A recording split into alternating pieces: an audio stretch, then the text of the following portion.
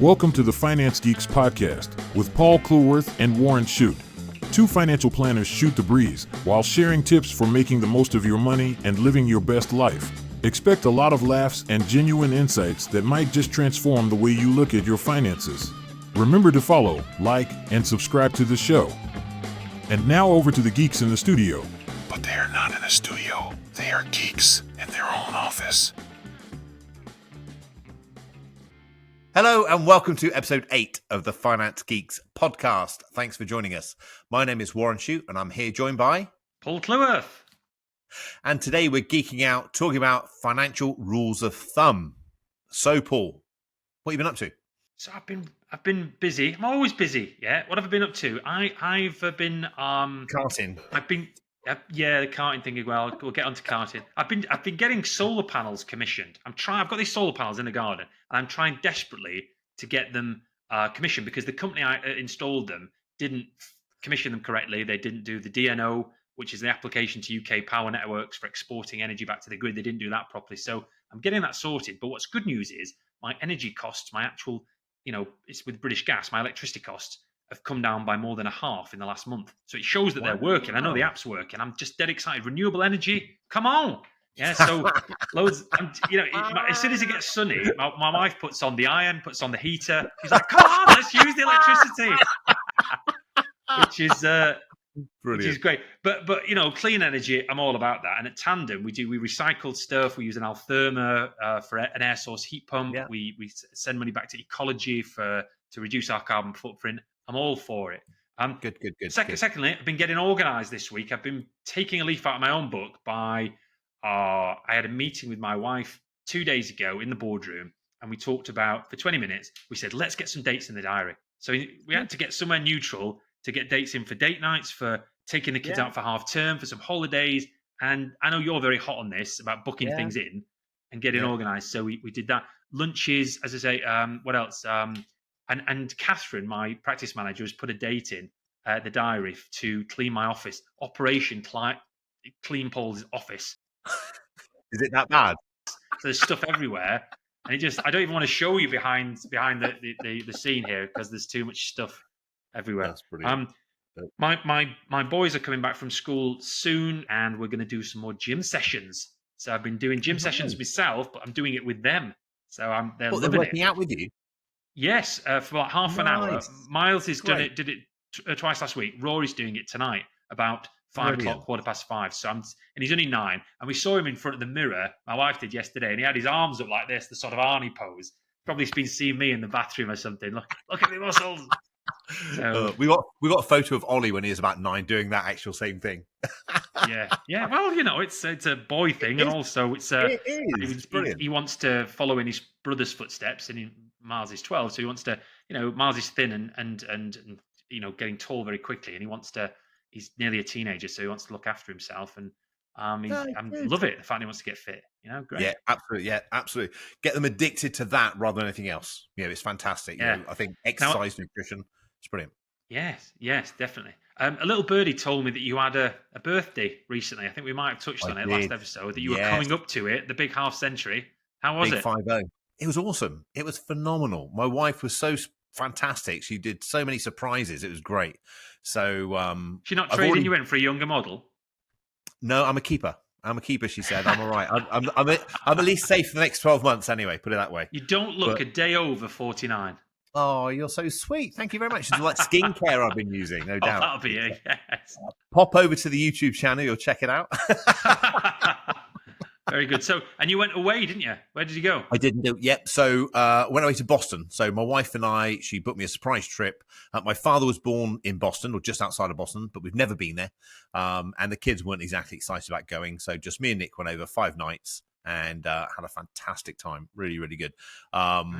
Key fact about Boston, which was really fascinating, it's where the revolution started. Okay, and Boston Tea Party. Yeah, absolutely. Yeah, that was a little bit after, but when the revolution started, it was on the 18th of April, which is my birthday. Is that right?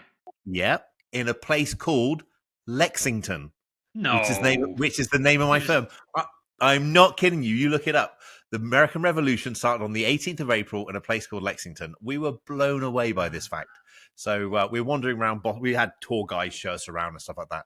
And it was good. It was a pretty cool place. I really enjoyed it. Tremendous. Has this made you look on Wikipedia to look at all the Revolutionary War and just do some research? You didn't do any of that. No. Have you seen Hamilton, by the way? Have you seen Hamilton, the musical? Oh, Hamilton's fantastic. Yes, fantastic. Yeah. Do you enjoy it? Think of that. Yeah, I've been 7 times. That's a bit excessive. Sorry, you've been 7 times. Yeah. Did you forget what it was saying the first time? I think I could play every part, actually. That's what you tell yourself after a bit. So the second time I went, the first time you like hear, I don't know, 50% of it because it's rap, isn't it? So yeah. So we sort of didn't really get it all. We sort of knew what it was about, sort of. But then the next time we watched it together again, and we got more of it. And then the third time I went on my own, and my wife's been on her own a few times. I went on my birthday, and I thought, I'm going to go to this. And the tickets are quite expensive. But I was drunk, and I was just singing along. And then they nearly threw me out. Because I was singing along. I was so excited, singing all the songs. You were drunk on your birthday watching Hamilton on your own. Well, it wasn't actually the day of my birthday. I think it was the day before or the day after. But I thought, I'm going into London for a day on my own. And I included a ticket to Hamilton. I liked the second half more than the first half, so I kind of got into it more. Yeah. But I did really, really like it. And I probably would go and see it again, but I definitely wouldn't go and see it 7 times. Yeah. Well, talking about the theatre, my wife loves the theatre and anything sort of, culture based. And we're hopefully going to take the kids to watch Mrs. Doubtfire at the end of May if we can get tickets, because lots of other great stuff on, but not suitable for children. And been up to anything else? No, not really. I had the 5 days in Boston. My wife threw me a surprise birthday party on the Saturday, which was nice. Lots of friends came down I didn't expect to see. And just it was quite small. It was just people I'd known for like 30 plus years. I was going to say I didn't get an invite. Yeah, so it was small. It was small. You're on the next list. Won't hold that. do you know what happened on the 23rd of April? Because we are today the 25th of April. Do you know what happened on the 23rd of April? I landed back in London. I don't know. 23rd of April is St. George's Day. Yes. And so on the Saturday, on the 20th of April, we went to Rest Park, which is English heritage. And we took the kids and the dog, and it was great because lots of people dressing up, and they pitch all these tents, and it's And then I put in the show notes a link, which I found quite interesting, which was everything you need to know about St. George. And I just didn't realise at all how long ago St. George was and what it was to do with, and a lot of the things that you think about are not true or correct about St. George. It's nothing to do with George the King. It's St. George. It was 2,000 years ago or whatever. And when dragons roam, I got it all wrong. You what's that? Yeah, when dragons roam the earth. Because there's this depiction of the knight and the slaying of the dragon, and that's all got a history as part of it. But it sort of develops in it. Anyway, there is there's 2 links in the show notes. One's everything you need to know about St. George's Day and St. George, and the next thing is 9 things you didn't know about St. George. So have fun reading those if you're in any way patriotic. So before we lose any listeners, let's just say, what's hot off the press this week?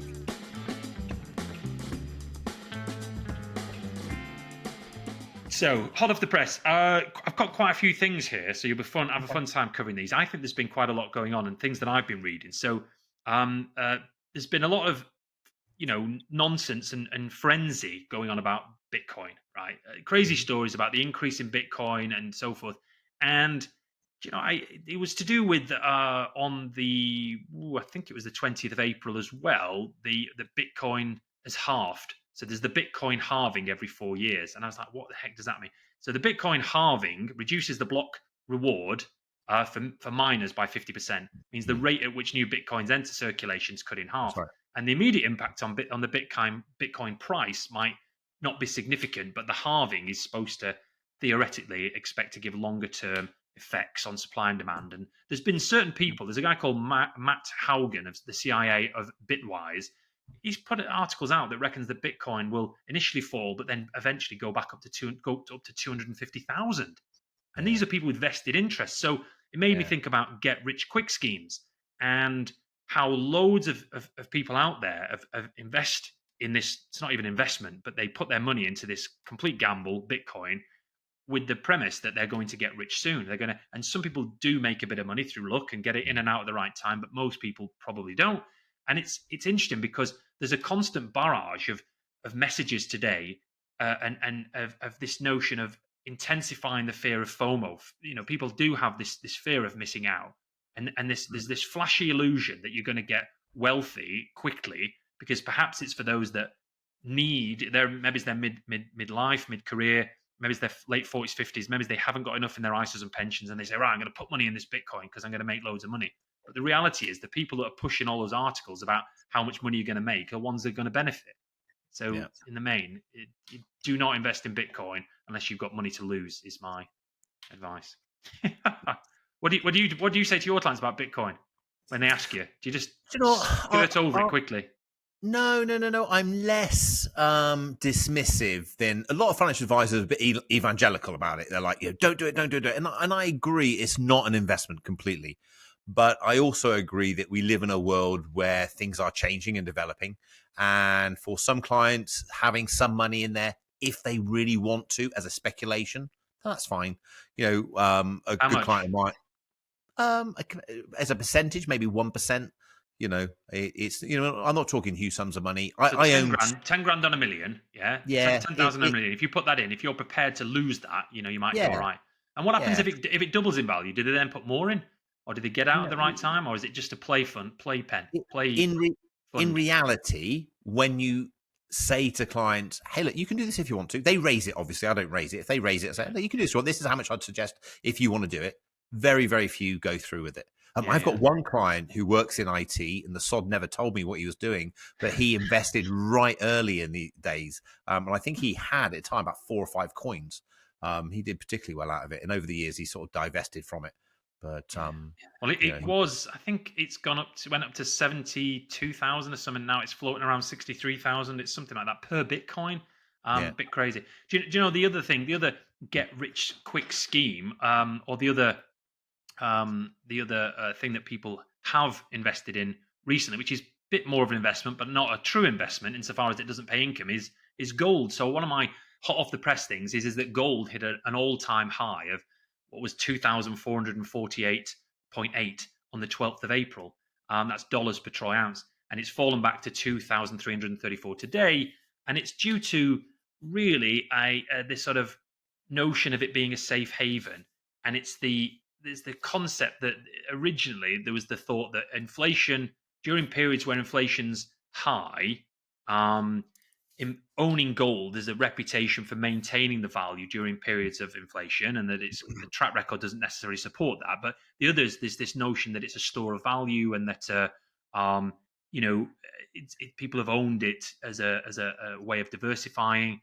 And then lastly, there's the concept that it's expected to hold up in so-called risk-off markets. And so when investors tend to flee from riskier assets like equities, there's this perception that you can move into gold because it's a safe haven. And because a lot of the investors at the moment think that in equities are at a high point, it's moved over to gold, and they've said, "Oh, I'll buy more gold," and it's pushed up the price about 15% this year.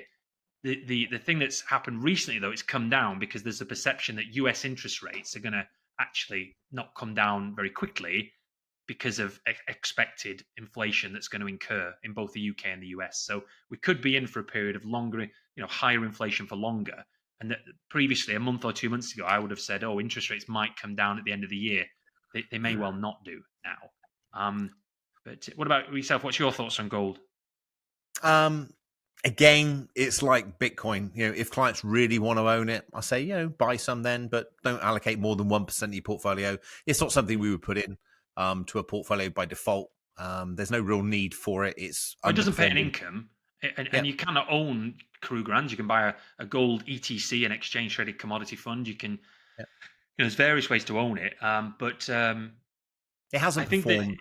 Hasn't long term, it's not. It's not done as unless you'd have got in right at the right time. Specifically at the right time, and then perhaps sold out or whatever. But talking about highs as well, the FTSE 100, it peaked at 8,106 today. In fact, it's the highest it's ever been. It's the highest it's ever been, and it's interesting that the perception is, oh well, everything's going great because the FTSE is going up. It's actually the case that it isn't a sign that the UK economy is recovering well or improving dramatically. it's due to the notion of expected falling UK interest rates, which reduces the value of sterling and increases profits from overseas. And there's an article I put in the show notes from a Sky article on this, which talks about this very concept that if the value of sterling reduces, a lot of the UK companies generate a lot of their revenue from abroad, and even the threat of falling interest rates falling sterling value means that UK equities can rise. But it could be good for investors because they make a bit more money. However, it's not great for the UK economy. It's not completely comparable. So it's, the FTSE is also high in commodity type companies as well. Telecoms, commodities, oil companies. Yeah, you're right. So commodities is a main is sort of risen. But as a long term investor, these three things that Paul's been discussing really are noise. And we sort of discuss them with you to air it so you get an idea of, okay, it's noise, I could ignore it. But really, the more you could ignore it and just focus on a globally diversified portfolio and sit tight, the better you're going to do. I just want to raise one more thing because it is a hot off the press topic. It's something that people will read about in the papers and listen about and think about. And it goes, it ties in directly to what you just said. Then it ties in directly to what you just said about owning global equities and diversifying as opposed to owning a concentrated portfolio. The Tesla share price has fallen again, if you like. It was as high as $371 in 2021, at 162 today. It's fallen 57% from its peak, and it's partly due to them shelving their inexpensive electric car. They were going to say, we're going to bring out another Tesla that's $25,000 for the masses and sell millions of them, but they've shelved it. And it doesn't mean that it's a terrible stock. It doesn't mean that it's not going to go back up, but it's incredibly volatile. And I think that investing means 7 to 10 years plus, 10 years plus, medium to long term. It means low cost, diversified, index-based funds, massively diversified. And that's what it means. It doesn't mean one share. You're on the money there. I think they did announce they're going to release that car in the last couple of days. I think their share price just popped up like 12%. But you're absolutely right. Only one share is too risky. It's not worth it. Globally diversified, that's the way to go forward. That's speculating, isn't it? Owning a few shares. That's not proper investing. I think so. Yeah, but you're not. Hey, look, I'm not evangelical about it. I have some clients who enjoy doing it and therefore will set up a SaaS-like portfolio. They like buying in and out and trading these companies. And I even do some of it myself sometimes because it's enjoyable. I don't have the bulk of my money in there by a long shot. I've got my portfolio and that's what I just buy. But hey, it's quite nice. I read The Economist. I see that what's it called? Wegovy, the weight loss drug that's doing well. Buy some of that. Nvidia is doing well, but it's fun. It's enjoyable. But I guarantee you, I don't do as well on those overall as I do my portfolio. But it's quite nice to think I do sometimes. Most of the benefit from it is down to luck than it is skill. Absolutely. Yeah, completely that. Completely that. And the risk you carry is you think you're good. So when I started back in 95, I started investing in the US stock market and I piggybacked on the .com bubble. So the likes of Cisco Systems, Yahoo and stuff, I thought I was a really good investor. I thought I was a smart aleck. And then come the 2000 crash, I lost a chunk of money. I was like, wow, okay, that really woke me up and made me realize that you can't be smarter than the market. Just buy the market, sit tight and allow it to do its work. On that point, that's a great point to end to move on to our focal point, which is financial rules of thumb.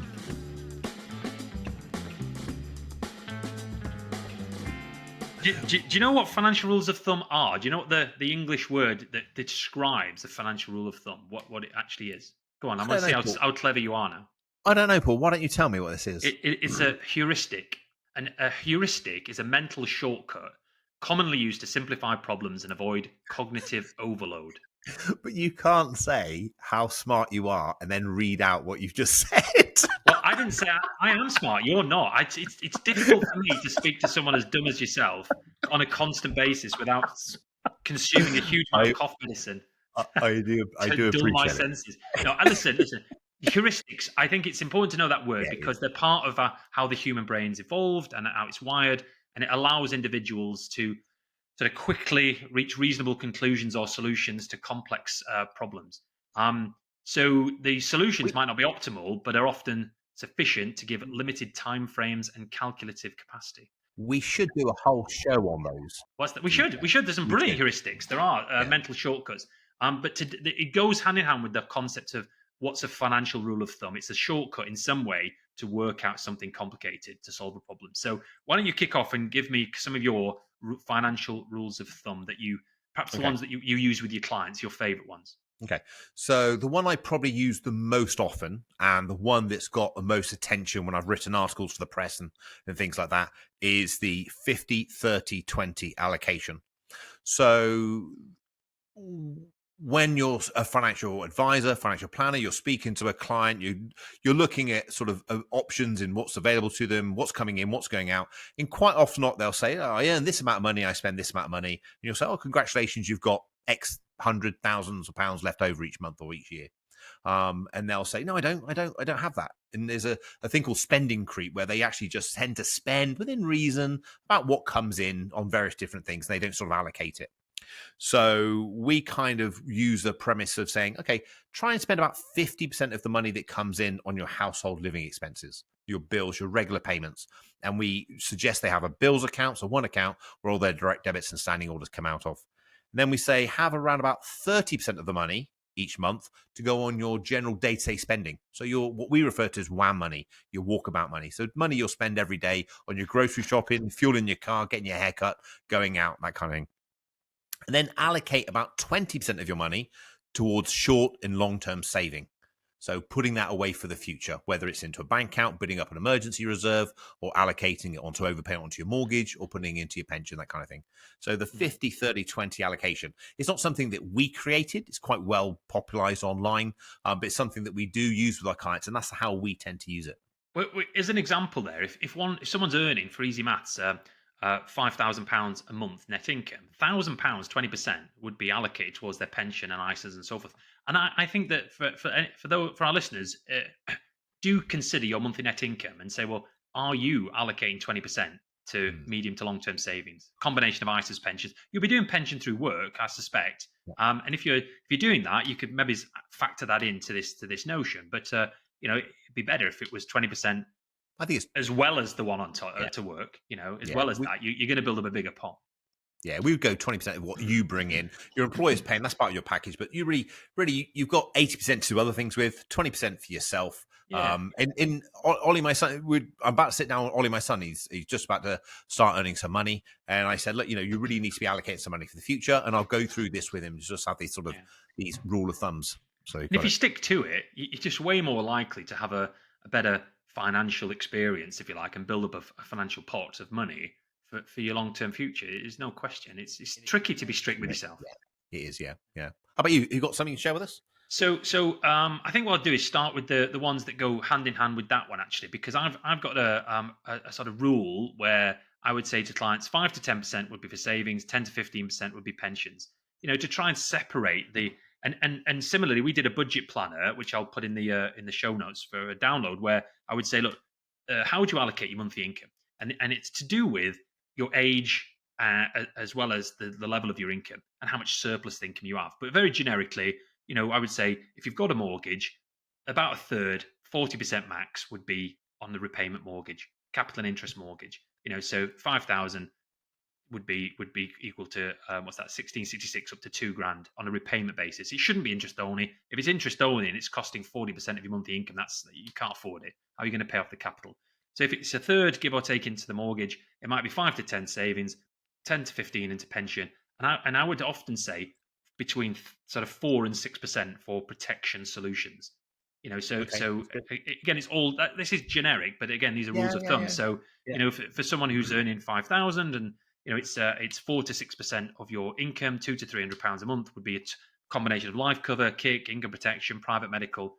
Because if you don't do that, you see in a cash flow with clients' incomes, and they got way more allocated to holidays than perhaps they realistically can afford, and hardly anything to savings. And you're saying, well, your protection, you just can't get what you want for £20 a month for 1% or 0.5% of your income. It's like, what do you expect? So these rules of thumb are meant to try and say, well, this is realistic. This is what, if you did this, you'd be covering your shortfalls, you'd be saving for your future, you'd be paying down your mortgage.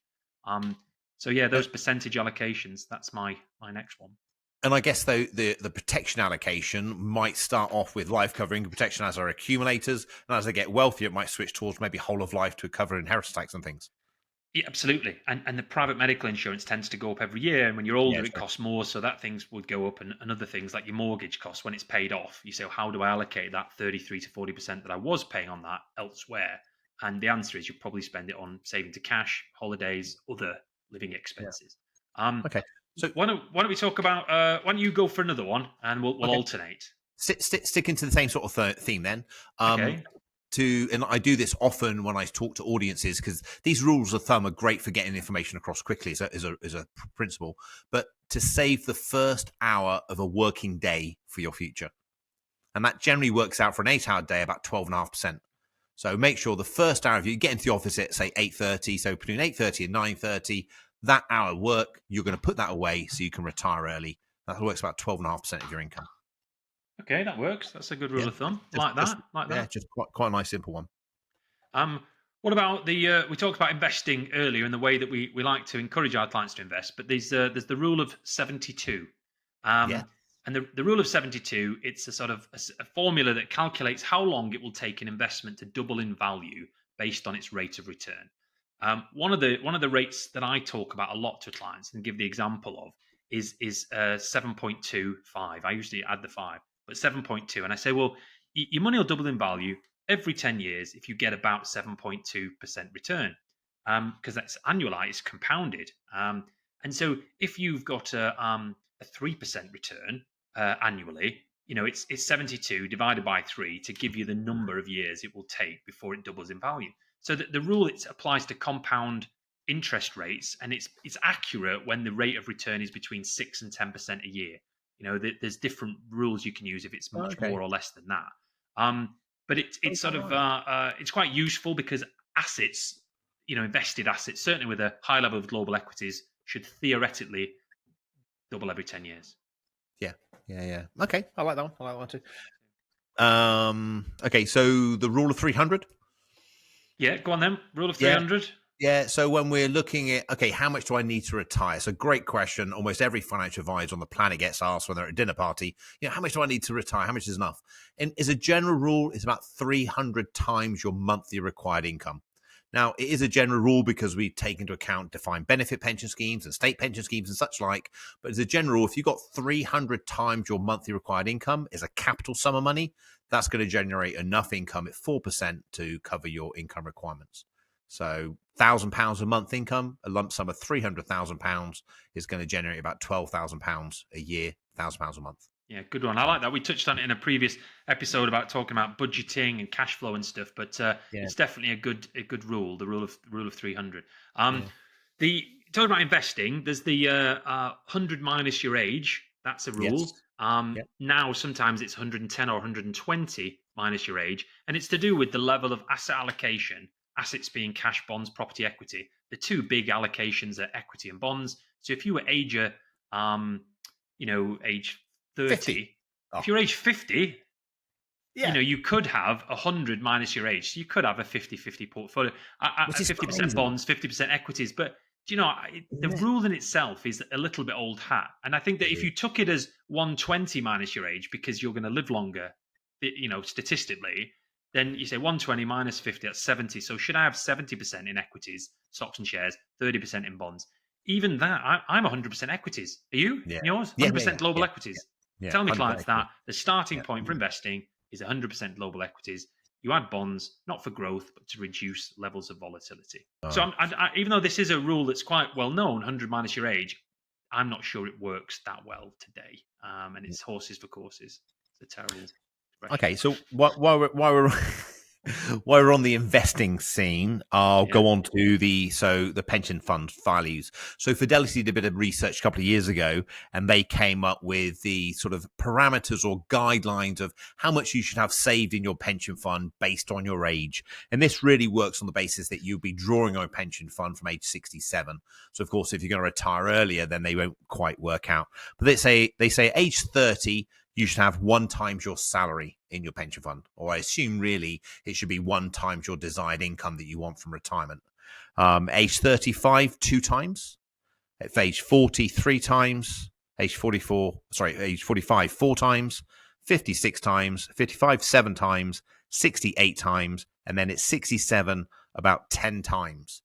So they're working on the basis you're 10 times your salary is a retirement pot. Yeah, I can see that. I can see how that could work. I mentioned to you earlier, one of the ones that I like to use as a rule of thumb is that at the point of achieving financial independence, let's say that's age 60, the value of your pension should ideally be the same value of your house. So if you live in £1 million house, you should have £1 million pension. It's a rule of thumb. It's not Yeah. exactly the case, but I think that's not a. You rarely get someone who lives in £1 million house that gets to 60 and has a 200 grand pension. No, That but would be a I bit guess unusual. should be at least the same, maybe more. Would you say? At least the same. Yeah, I think so. I mean, if you take it as in real life, if someone's doing well for themselves and earning an above average salary, an average salary in the country is 35,000, an above average salary is probably 70 to 100,000. If you're earning an above average salary and you've bought a big expensive house in your 30s, for example, and you've got a big mortgage, the value of your house is going to be more than your pension. It will. And as you get older, your mortgage goes down and the amount you go into your pension and it grows, it gets bigger. But at that point in the future, for you to have a reasonable retirement income, I think it's a rule of thumb to have the value of your pension the same value as your house, and then on top of that, you might have ISAs, you might have some cash, you might have some other investments. That's a pretty good setup. So that leads me really nicely on to my next rule of thumb. Okay, which is, so well, it's basically around car finance. So not so much now, but we still have a few professional sports people as clients, and they would always rock up to the office in these really expensive, flashy cars. But then they'd be really reluctant to put any money away for their retirement or their future. They would basically just all this money coming in. All they want to do is save tax, and they just want to spend all their money. So we kind of come out with the rule of thumb and say, look, you've got to put away at least as much as your car finance for your retirement, for your future. So they'd come in spending at least £1,500 on maybe having two of those on a couple of cars.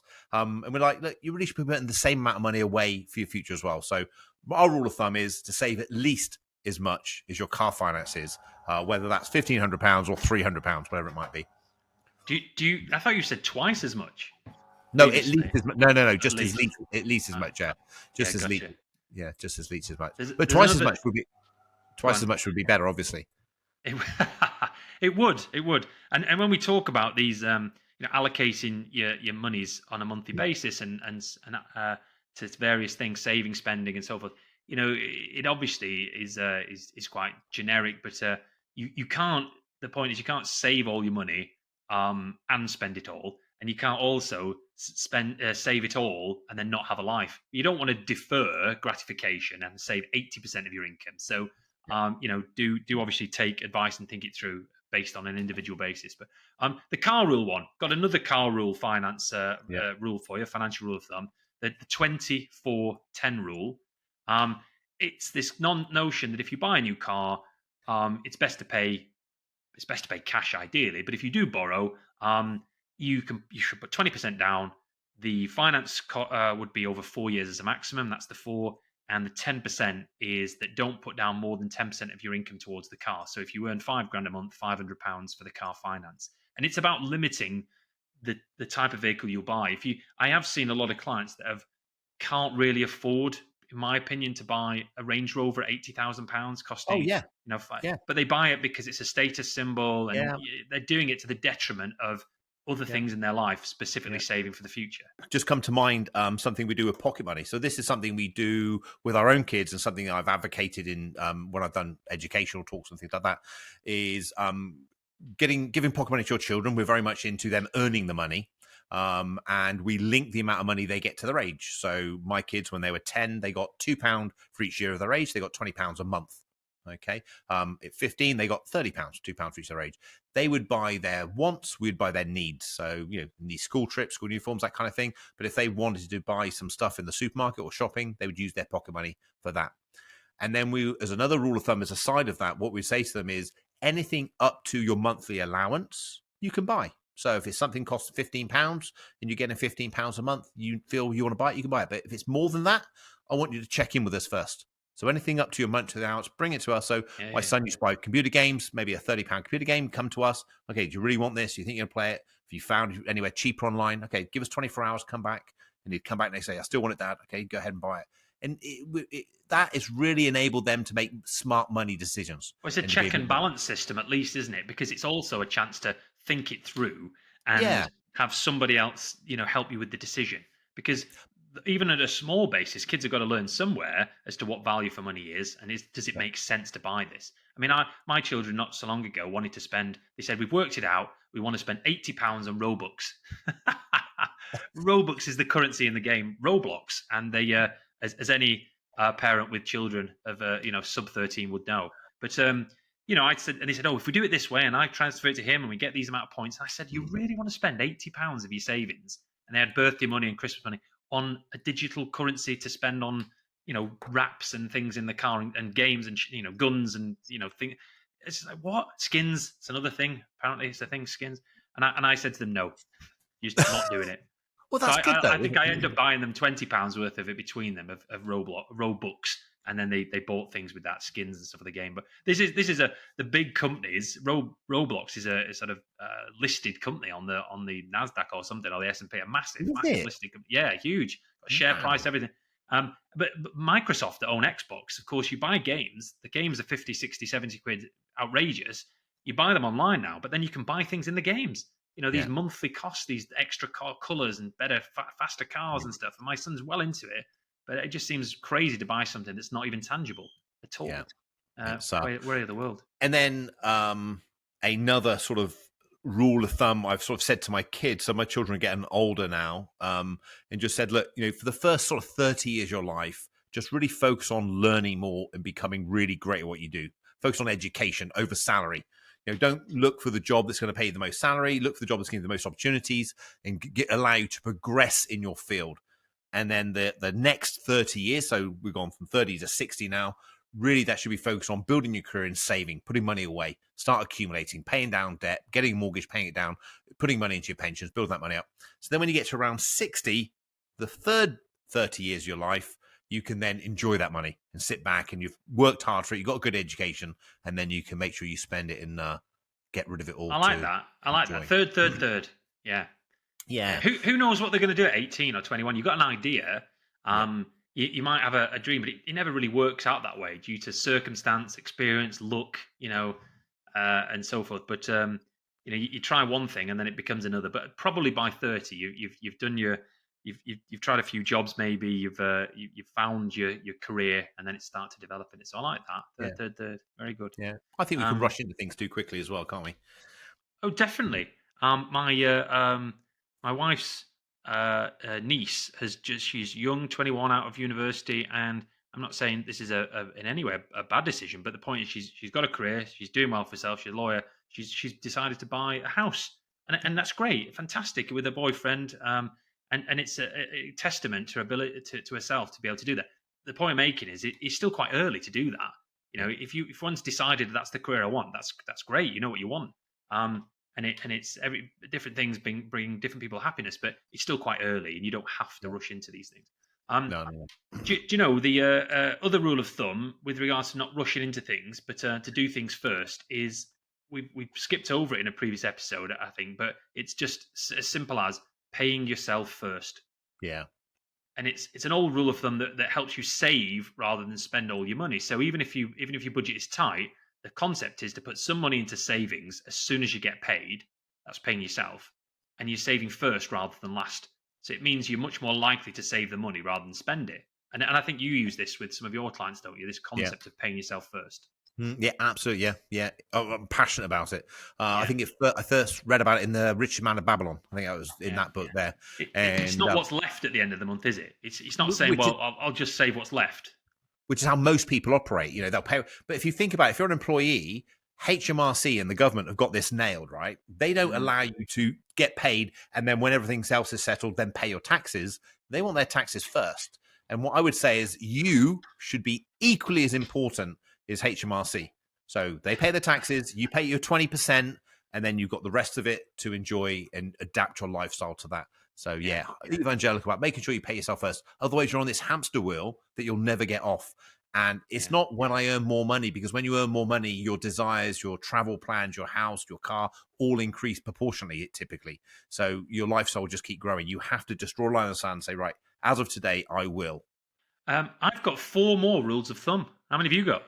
I've got no more, but I'm just looking at the time. So you want to click through a couple? I'll whiz through them. Don't worry. I'll whiz through them. 2 quick. Got him.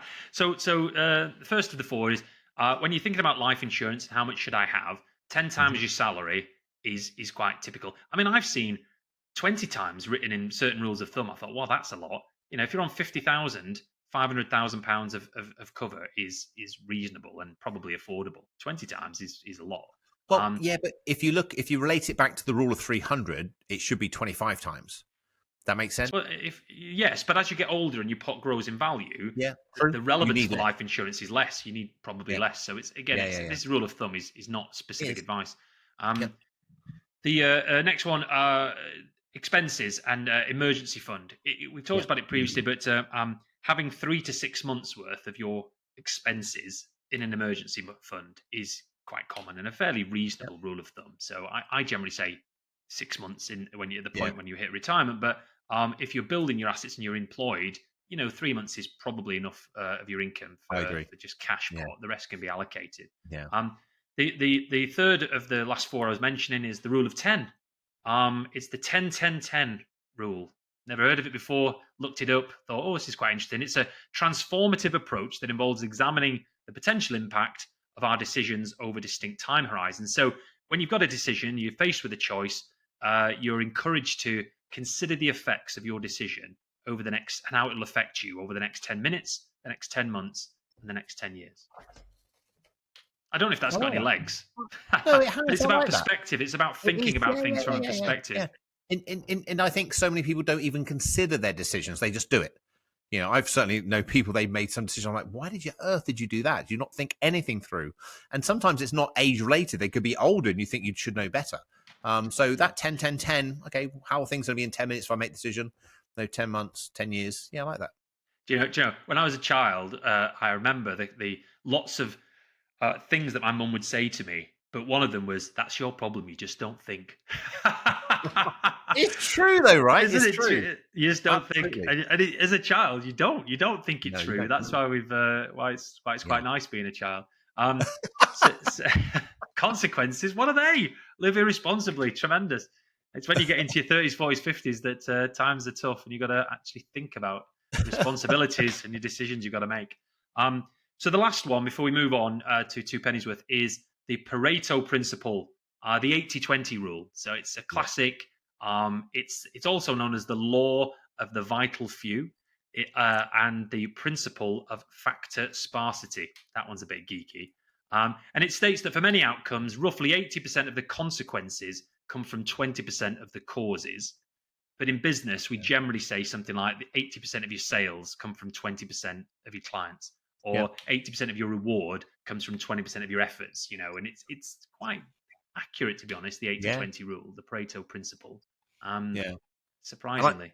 And I think the key to success is really knowing that and spending your time on the 20. Does that make sense? But people still often operate on the 100 because they do everything equally. But if you spend the time on the 20, you enhance the 80. So, comes down to efficiency. And in the show notes, I've put a Wikipedia link to the 80-20 principle, and it tells you the whole history of it. And it's quite long, actually. I must say, on Wikipedia, because it's a free resource and it's something like one of the top 7 websites that people go to in the world, I got an email from them saying, can you contribute? And I thought, I use Wikipedia all the time. It's a brilliant resource. And so I contributed £10 whole and 40p for the extra cost of the transaction. So good for you. Now they keep emailing me asking me for more money. Oh dear. You got to do these things, haven't you? It's fair. It is. No, absolutely. Yeah. When you're using a resource. So anything like that, I think it's the right thing to do. So I quite like it. Anyway, sir. Should we move on? Your 2 pennies worth.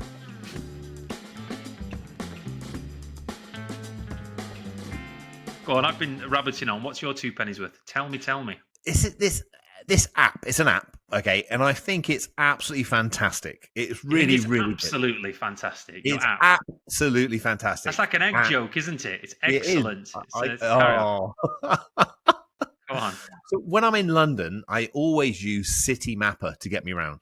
Okay, I arrive in London, I do the map from where I am, the tube station, everything else, how to get around. It is really, really good. When I was in Boston, I was looking at Google Maps. It just wasn't working. I just thought, I'll use City Mapper. And it worked equally as good. So City Mapper is kind of like Google Maps on steroids. I think that's a fair way to say it. Have you ever used it? No, I haven't. I just use Okay. Google Maps, like all Yeah, I normal know, people. but I know City Mapper is a fantastic app. Highly So what does it recommend do? it. What's different again? I wasn't listening. What's So different about it? okay, so you basically say how do you want to get from A to B? So public Yeah. transport, taxi. If you use taxi, it will tell you the black cab price, Uber price, that kind of thing. In the States, it gave you Lyft. But if you use public transport, it will tell you which tube to get on, which direction. It'll even tell you which carriage to get on to because it's the quietest carriage. Does it cost? Does this app cost? No, it's free. They That's just pretty good then. yeah, it's fantastic. I don't know how they make the money. It's probably adverts on there and things like that. I think you I might be able to suspect so. subscribe to it, but because I don't go into the city that often, maybe only once a month or so, I just use the free version. But if I was constantly commuting, definitely. And the nice thing is it works in other cities. So it's not just London. So like I said, when I was in Boston, I got it out. It was fantastic. Use the T-Rail system, I think it's called over there. And yeah, it's great. Really, really good. So City Mapper. Highly recommend that app to you. Very good. Do you know, I was trying to think of then more app words to try and bring in that phrase there. It's like, did you apply yourself when you were looking at it? And did you have an apple and just I couldn't think of enough of them to make it vaguely amusing. So we can cut that bit out. So ask me, do I have any two pennies worth? Paul, do you have any two pennies worth? Do you know what? It's funny that you should ask me. I have got one thing today. Usually I have like five things. I've got one thing, right? So I was looking through and I was thinking, I've not watched anything interesting on a film or TV or Netflix or anything recently. I'm rewatching stuff that I've already watched, like Breaking Bad. I'm up to series 3 or 4 or 5 again. I've just watched because I can't find anything good on. So I'm including in this a book review, and I think this goes hand in hand with my anecdote that I'm going to do after this. But the book is Ryan Holiday, and the book's called "The Obstacle Is the Way." And I love someone introduced me to this book a long time ago, and then Brett Davison put me onto "Ego Is the Enemy," which is another Ryan Holiday book. And then there's the one that I bought called "Stillness Is the Key," and then the Little Book of Stoicism. But the obstacle is the way. What I love about it is that it's it rewires your thinking, because he says in there the obstacle in the path becomes the path. Never forget, within every obstacle is an opportunity to improve our condition.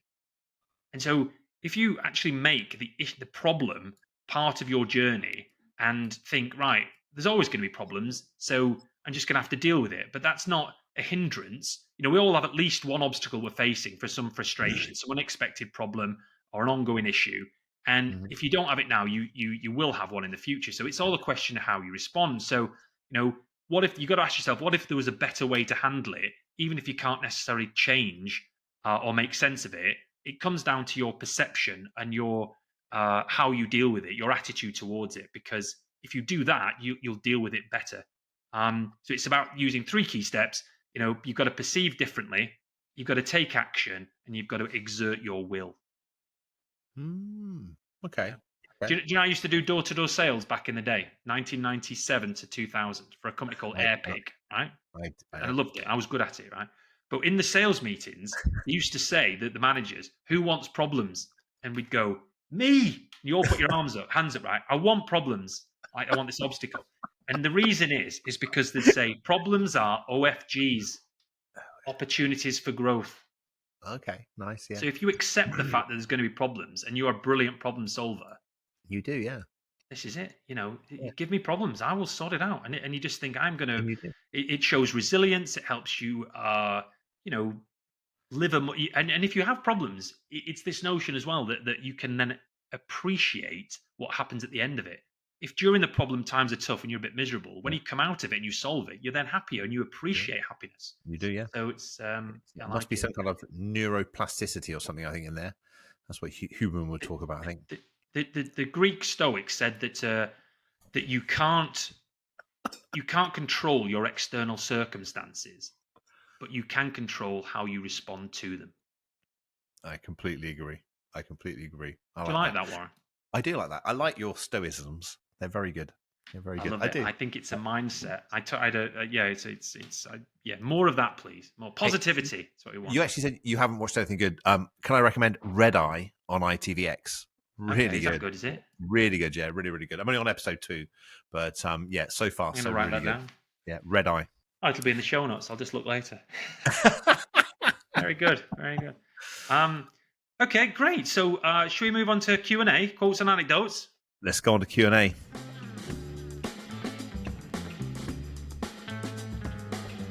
Would you like me to start? Yeah, because you've only got like one. You don't do a lot of research for this show, do you? So you said No. I've got a couple. I've got a couple. Yay, he's got a couple. I'm going to give you one. Then I'll let you go. Okay, listen to this. Let's keep making memories until we run out of time. Did you like that? Yes. Let's keep making memories until we run out of time. Who Now said that? My wife in my birthday card. Now she's stolen that from somewhere. She didn't make that up. Come on. She made that up. I said to her, she would never ever lie.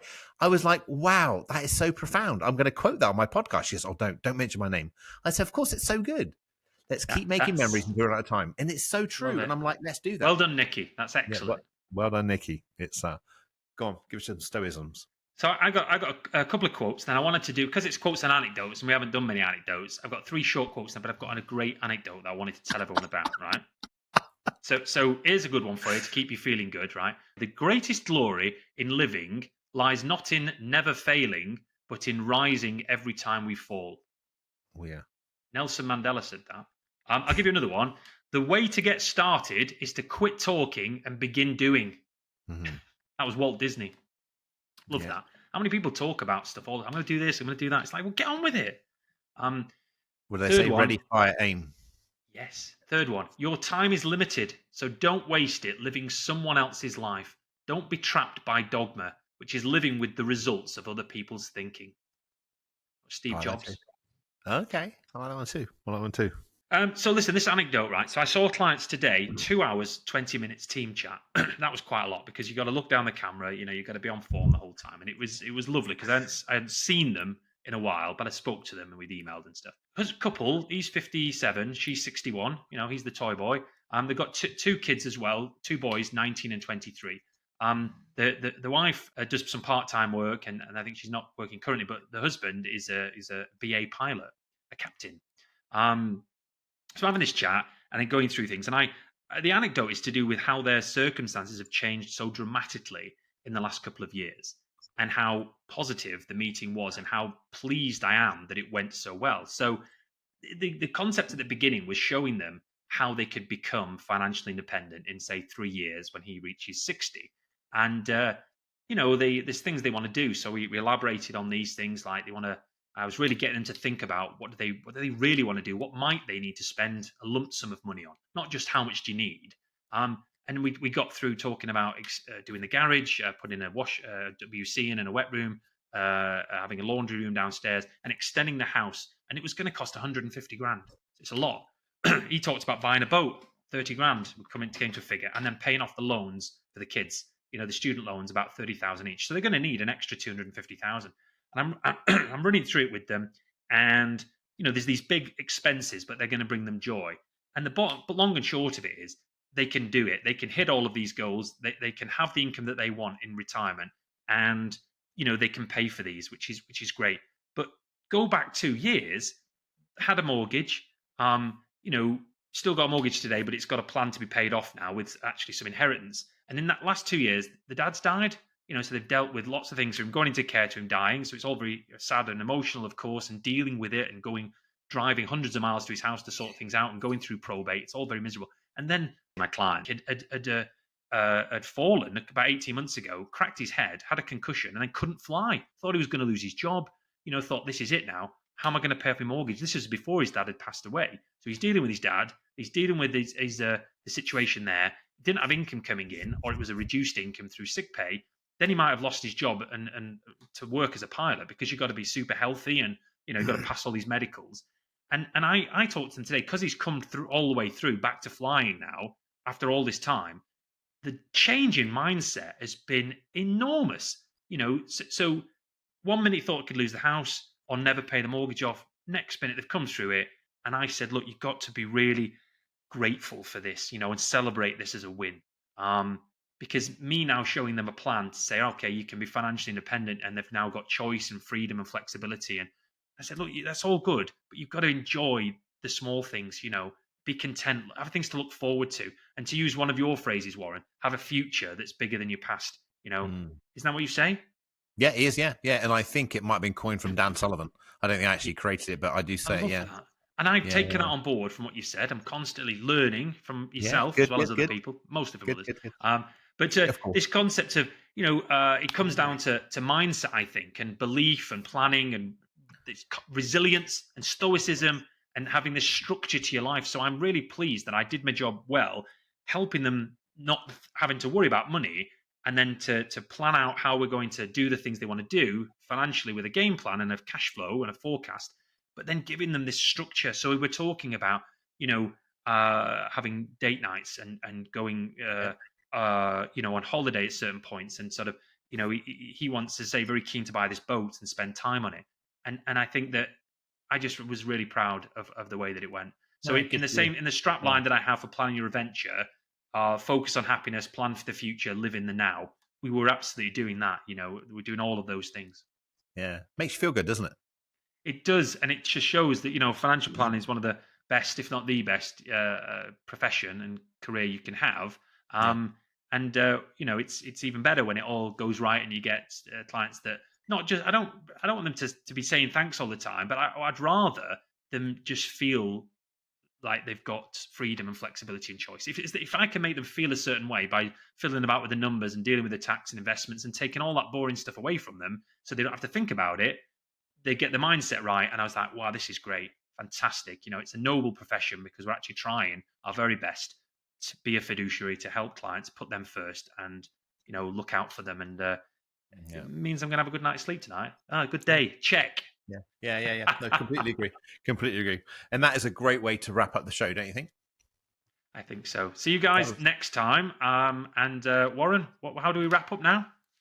We say, okay, thanks. This is a wrap for today. Thanks for joining us. Please make sure you like, share, and subscribe to our show. It does mean an awful lot to us, and we know that you're listening. Please leave any comments and questions you may have in the show notes, and we make sure we answer those in a future episode. So until next one, goodbye from me. Goodbye from me. Sounds like a sign-off, doesn't it, from University Challenge? But see you guys next time. Enjoy, and do like and give us a 5-star review. Bye now. Thank you for joining us for today's discussion. If you're enjoying this show, please subscribe to a podcast. It's a great way to support us. If you have questions or comments about this podcast or topics you'd like to suggest for the show, please put these in the comments section on YouTube. Remember, if you find yourself humming a theme song for the next week, it's not a sign of brainwashing, it's just a testament to our awesomeness. Or possibly a mild earworm. Consult a doctor if symptoms persist. If this show is designed to be informational only and does not constitute investment or financial advice, please contact a regulated financial advisor before taking any specific action.